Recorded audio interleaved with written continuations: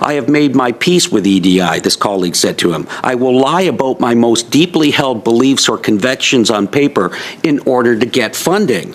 If you believe in merit and competency," they're basically saying, shut up, just lie on your application to get the funding. Without leaning in on this perceived attack on woke ideology, which I want to get to, whatever the hell that means. By imposing this top-down ideology from liberal ideology, it almost feels like that they're trying to, it's political, they're politicizing it.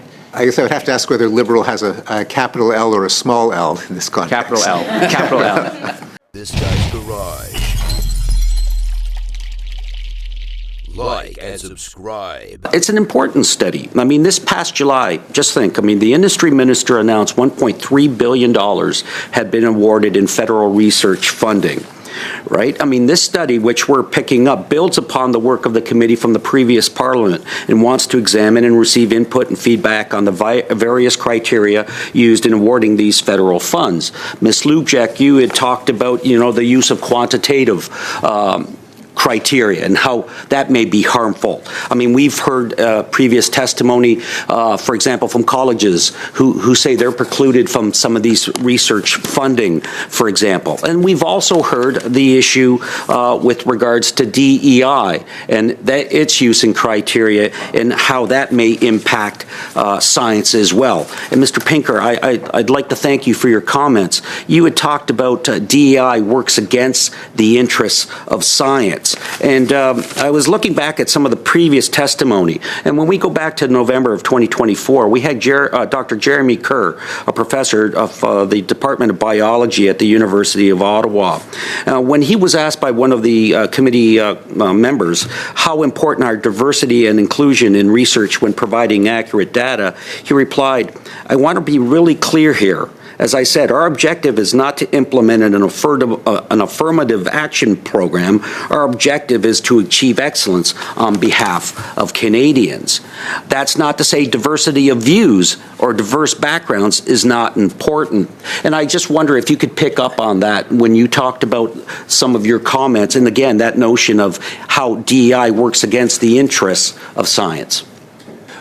Yes, it very much echoes my remarks that diversity of viewpoints is essential because of cognitive limitations by which people overvalue their own viewpoint. It's only by getting opposing viewpoints that collectively we can hope to be more rational, better able to seek the truth than any of us is individually. But diversity of skin color, diversity of chromosomes, is no guarantee of better science because people of a given ethnicity or of a given sex don't all think alike. Yep. And if we had fair criteria to pick the best scientists and the best science, then ideally that would be the ultimate way of reducing discrimination because it would zero in on quality, ignoring irrelevant criteria such as skin color or sex. Thank you. And Professor Sharif, you had also mentioned that I think your comment was barriers to equal access harm all, and so closing doors rather than opening them is harmful in the use of the criteria. Can you just expand on that a little bit more? Sure. So the point I was just trying to make is that with the CRC program, there's an explicit policy to bar a certain demographic, that is able-bodied white men, from being nominated for these chairs, using these chairs to attract them or retain them in Canada.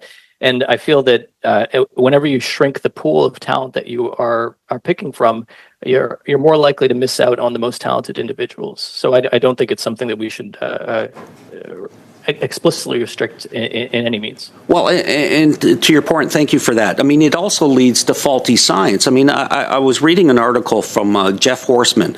He's an associate professor of chemistry and biochemistry at Wilfrid Laurier University. And he's basically saying, talking to a colleague, "I have made my peace with EDI," this colleague said to him. "I will lie about my most deeply held beliefs or convictions on paper in order to get funding.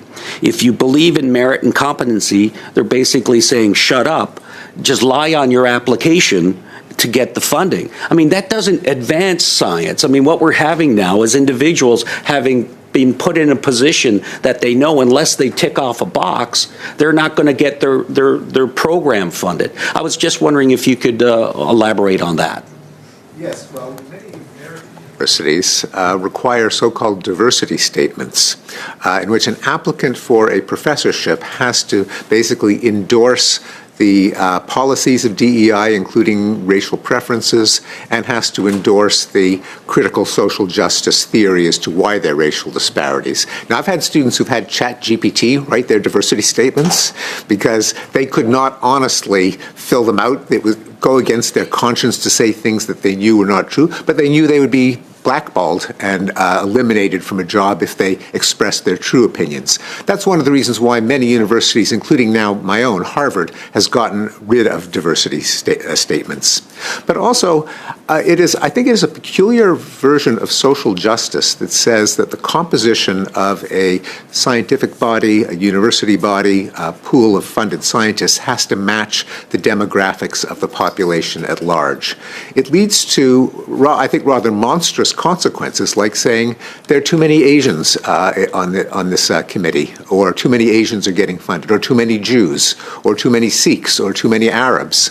It is just not going to be the case that every ethnic group, every sex is going to be perfectly represented in proportion to their membership in the population. But if we are truly seeking equality, that should not matter. We don't have to count. There may be discrepancies. They can go in different directions. But if we're funding the best science, we get the best science. Thank you, Mr. Pinker. Your time is up. I'm going to pick up, Professor Sharif, where you left off, and it's good to see you again. It's been a long time. Probably, 30 years, maybe longer. Poaching talent, I'm going to say it bluntly, from the U.S., where folks are feeling uncomfortable right now about the threats to academia and sort of this pervasive attitude that you have to think a certain way or your funding is going to get cut. What do we need to do to make sure that we aren't falling into the wrong traps on either side of this conversation to make sure we're attracting the best talent without leaning in on this perceived attack on woke ideology, which I want to get to, whatever the hell that means, in a way that gets us the best talent here and allows us to do the best types of research while also building an inclusive environment for academics? Madam Chair, thank you to the member for his question. One of the areas of my research is looking at institutional trust and perceived politicization. One of the challenges that we've discovered is that once people perceive an institution to be politicized, this has a negative impact on trust, not just on the people who perceive the institution to be on the opposite side of their politics, but also the people who are on the same side of their politics. Scientists and the consumers of science and the consumers of scholarship do not want their institutions to be politicized. So Canada, unfortunately, has a reputation of having a somewhat politicized academy. Dr. Pinker talked about the impact that the perceptions of politicization are now having in the U.S. Canada has an opportunity here to try to be a safe haven for a more objective, less politicized academy. People who are trying to flee a politicized and undermined academic environment in the U.S. could hopefully find a more flexible, free funding climate in Canada, as well as an academy that tries to lower the temperature on politicization. Politicization in science it's like bacteria in a operating room. There's no way you'll be able to get rid of it entirely, but you do want to do as much as you can to remove it. And I don't think you should trust any surgeon who's not trying to do that. You know, in watching President Trump's attacks on my two alma maters, Princeton and Harvard, and the threats to cuts, what we've seen is cuts to funding for cancer research, diabetes, new ways of farming, preschool development, teacher quality. These are all things that have been affected by this attack on what is being termed, quote unquote, woke ideology. And we've heard this term woke ideology being used by the leader of the opposition in this country, saying that he wants to cut, quote unquote, woke ideology from Canadian universities. Now, when you hear terms like that, and you hear the types of attacks on universities that are being made under that guise and that cover, does it concern you that Canada might go down a similar road in terms of using that as a cover to attack academic freedom, academic research, and academic intellectual expansion? Yes, it does concern me. I think that as I said, there's a danger of politicization which attracts the targeting from both sides. There's a sociologist and physician at Yale University named Nicholas Christakis. He had an interesting point that once universities made themselves political actors, they made themselves political targets. And I think we're seeing that very much in the United States, and it should be in Canada's interest to do everything that it can to avoid the fate that academia is now having there in the U.S. Thanks. Professor Pinker, I'm going to throw the same question over to you, and I just want to say I really enjoyed your piece on Harvard derangement syndrome, because I think it brought to light some of the concerns that folks have about when the attacks become blanket, and you use the example of the impact on Jewish professors as a perfect example of when you're using perhaps one angle, the broader impact on research, on science, on folks whose funding is getting cut. Can you talk a little bit about how we dial down that type of rhetoric and why it's important to dial down that type of rhetoric in Canada so we don't fall into the same trap, and then also follow up on the question I asked Professor Sharif? Yes, well, oh, yes. I certainly agree with Professor Sharif, quoting my friend Nicholas Christakis, that once the universities politicize themselves, they have opened the door to being themselves targets of political attacks, that it is essential for universities to keep their reputation as disinterested pursuers of the truth, not captive to a particular ideology, because the threats can come from both directions. In the United States, the threats now from the federal government are worse than the threats from within, but they're because the government is so much more powerful, but the threats are coming from both Sorry directions. for interrupting. Time is up. Thank you. We will now proceed to our second round, and we will go to Mr. MP Ho for 5 minutes. MP Ho, please go ahead. Thank you, Madam Chair. My question is directed at Mr. Pinker. So, do you agree that universities should be a forum for the free exchange of ideas, including discussion of dissenting opinions? Absolutely. Yeah. Essential. It is essential. You mentioned DEI quotas are a form of discrimination, effectively, and effectively a form of reverse discrimination. Do you agree that doing this sort of DEI checkbox and all these affirmative statements that they're now requiring in Canada has a chilling effect on research, because you're effectively shutting off half of the population from being able to participate in an honest way? I think it can chill research in two ways. One of them is by excluding sectors of the population based on their sex or ethnicity or race. But the other is, on top of the preferences, there's a regime that it is a criminal offense to criticize the policy of preferences. We've seen that in the United States. We've seen that in Canada, where people who cast doubt on the policy, who argue against it, get censured, get fired, get canceled, and that adds another layer of chill, probably a more severe chill. Yeah, well, that's really unfortunate to hear. And that these liberal top-down policies effectively shut out half the population from being able to participate, and effectively blocking high-quality research from being produced at some of the top institutions in the country. You know, when it comes to, let's say, astronomy or physics or even medicine, you know, you mentioned that it's a zero-sum game out research. There's limited government resources to be granted. Shouldn't the best person for the job get it? Looking at, or the person with the best potential. Let's say we're doing cancer research and we're trying to find a treatment to a type of cancer that could save many, many lives, millions of lives potentially. Shouldn't the best research go, the grants go to the best person, or the person with the best potential to achieve those aims?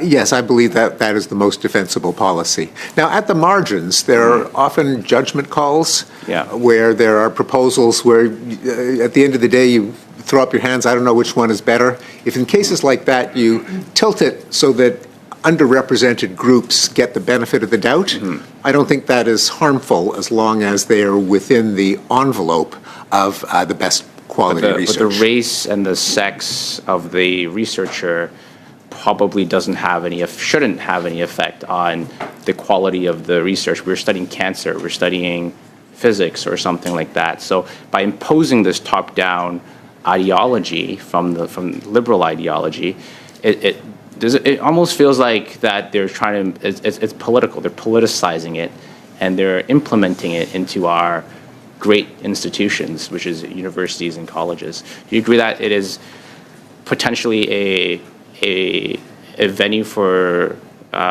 liberal ideology to permeate and to implement it? Well, I guess I would have to ask whether liberal has a capital L or a small L in this context. Capital L. Capital L. Yes. Well, I don't want to single out one of the parties because many of these policies, at least in the United States, have taken place under leadership of both parties. But it does have an effect of imposing a political view onto one can imagine certain circumscribed exceptions. If there is research, for example, in anthropology or in culture or in history on a particular group, then common sense might say that sometimes a member of that group could add specialized expertise. But in the cases you mentioned, astronomy, cancer research, climate change, and so on, then indeed the sex and race should not make a difference. So you brought up things like social science and humanities where it could benefit from a diversity of viewpoints. Why do you think the liberals are so concerned about people's skin color and their gender, but have absolutely no consideration to people's differing views when it comes to humanities and social sciences? Yes, again, I think it goes beyond just the Liberal Party of Canada, but it applies to many Western countries and many political parties. As you just mentioned in your testimony, I would appreciate if you expand more on DEI. Importantly, the time during your academia and higher education, have you seen any shifts towards greater diversity, equity, and inclusion? Are you anxious we're shifting backward? Professor Sharif? Thank you, Madam Chair. Thank you to the member for his question. I have seen a shift over my career. So I've been a professor for 15 or 16 years. EDI has become more of a criteria that's been used to evaluate candidates, applicants for funding, students. All of that has increased. The conversation became, I think, pleasantly more nuanced about a year ago. And then when President Trump came to power for the second time, it's become much more heated again. I have concerns about how it is used now in Canada. I think some of the chilling effects that Dr. Pinker referred to are an issue, especially in the social sciences. I think that in addition to perhaps excluding certain scientists from different perspectives, it also has the chilling effect of making certain questions too risky or perceived as too risky to pursue funding for.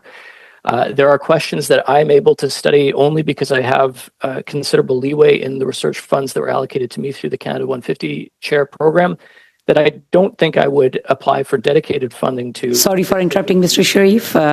Your time is up. This is going to be to you, Mr. Pinker. You mentioned that the system as it is today, if anyone goes against the current orthodox, it creates a loss of trust in science. And I think this is the most detrimental effect of what's happening today in the DEI base. I'm going to echo very quickly the article that came out. Fellow academic scientists said, "I've made my peace with EDI. I'll lie about my most deeply held beliefs and convictions on paper in order to get funding." To you, how would you assess the current merit-based criteria for federal funding in Canada? And how will that trust be eroded in time, and how quickly, especially to innovation hubs like Kitchener Centre, where I'm from? Yes, well, I want to echo Professor Sharif in saying that there's a ripe opportunity for Canada to poach American scientists, and even as a professor at Harvard, I would like to say, poach us. The situation in the United States is threatened. The only disadvantage that Canada has is that there is a reputation for being woker than the United States, and for there being possibly onerous requirements on the range of opinions expressed, the racial and gender preferences for example, the candidate chairs. So I guess I would urge Canada not to squander the opportunity by imposing distortions of science coming from the other direction. I am a Western scientist. That's how I've been trained. That is the worldview I use. But I also know that if I look at the world only in that context, or we only use that context, then it is incomplete. And the example I want to use of that is Indigenous knowledge. And in the environmental sciences where I come from, we know that the First Nations of this land, they already knew there was an ice age in the past. They already knew the Great Lakes were in a different location. There is a tremendous amount of knowledge that is there, and especially around sustainability. So it's important we work together. So my question is to our first speaker, Dr. Lubicek, and please correct me on your name, but could you just speak to the importance of that you see with Indigenous knowledge and with collaborative and partnerships, so that we can further the field of science? Thank you so much for your important recognition of Indigenous knowledge. It's Gita Lubicic, but no worries. I understand the challenge. Yes, this has been what I've been working on for my career, learning from primarily Inuit knowledge holders, but other First Nations and Métis partners as well over time.